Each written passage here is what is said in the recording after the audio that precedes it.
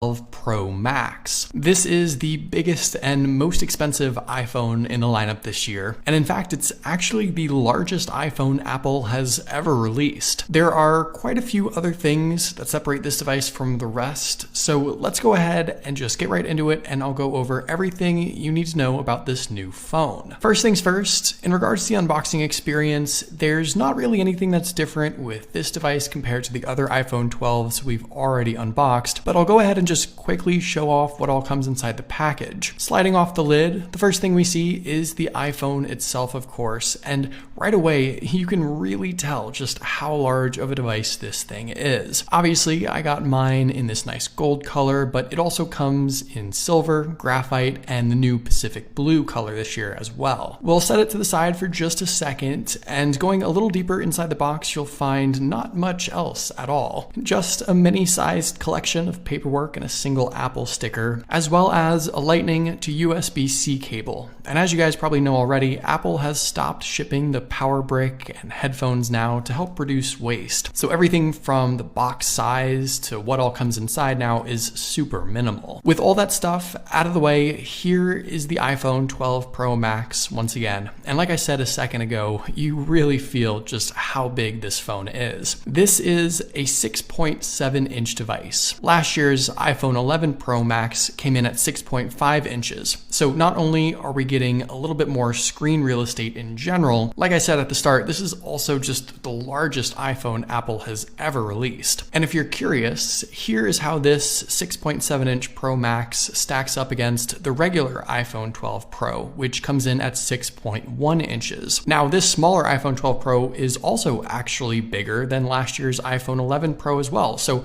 both of these new iPhone 12 Pro phones get a decent bump up in screen size over last year's devices. But with that Pro Max in particular, I don't really think I can overstate just how large of a phone it is. Not only is it quite a bit taller, but it's significantly wider as well compared to the regular 12 Pro. It's not any thicker, but it's heavier for sure, and certainly a lot to handle. For me, I do generally like big phones, but one-handed use on this thing is a bit of a stretch, to say the least. You're definitely going to be doing some hand position shifting as you attempt to reach all four corners of the screen in areas like the notification center, control center, and app switcher. And honestly, even typing one-handed is kind of tough. I'm much more comfortable using both thumbs. With all that being said though, I think one of the biggest reasons you'd even consider this phone really is because of that huge screen. And this is great when you're watching content, for example. It's really pretty nice to look at. The 12 Pro Max offers Apple's Super Retina XDR OLED display with HDR10 support. It's bold, it's super bright, very colorful, and it comes in at a resolution of 2778 by 1284, packing in around 458 pixels per inch. That's not a particularly high resolution for a screen this size, but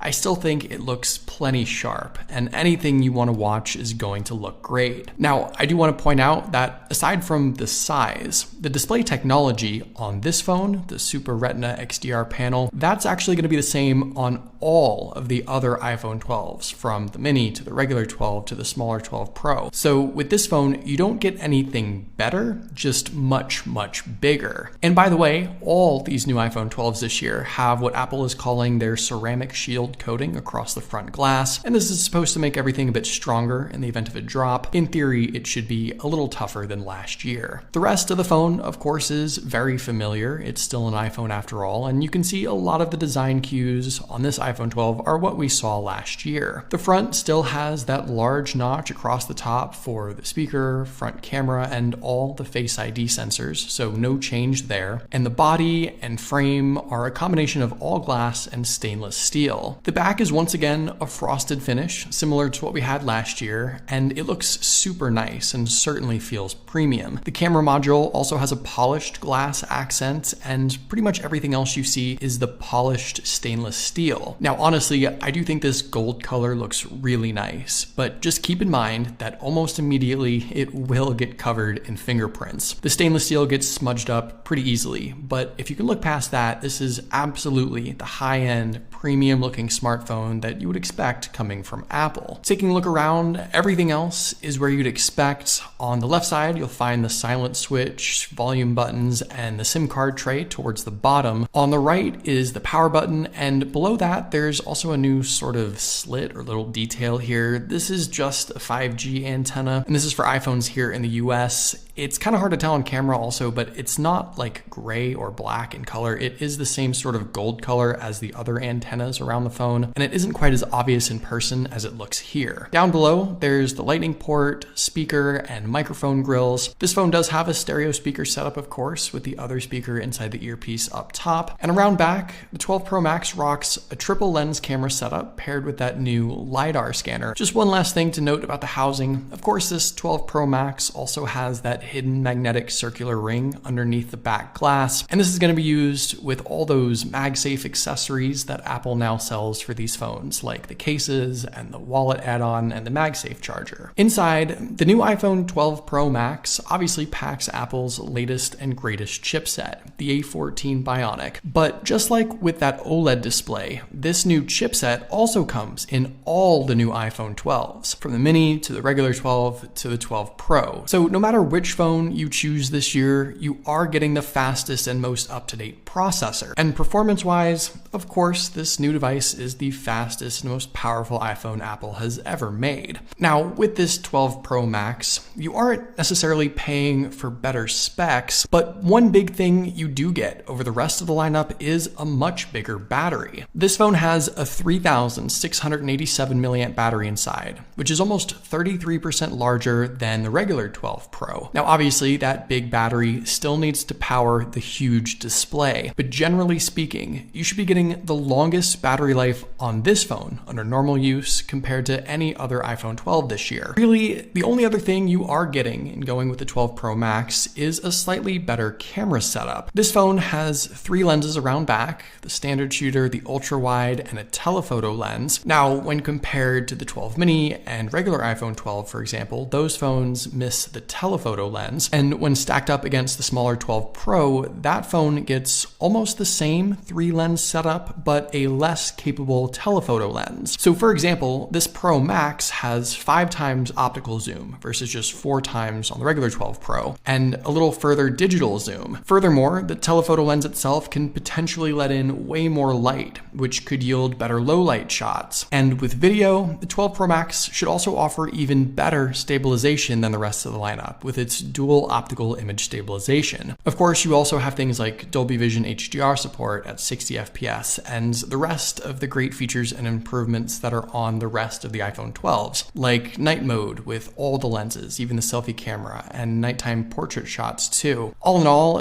it'll be interesting to see how much better the 12 Pro Max's camera setup actually is in comparison. So just to sum things up here, in going with the 12 Pro Max, you of course are getting a massive display, potentially longer battery life with its much bigger size, and a minor upgrade to some camera capabilities. But hopefully you guys did enjoy this video.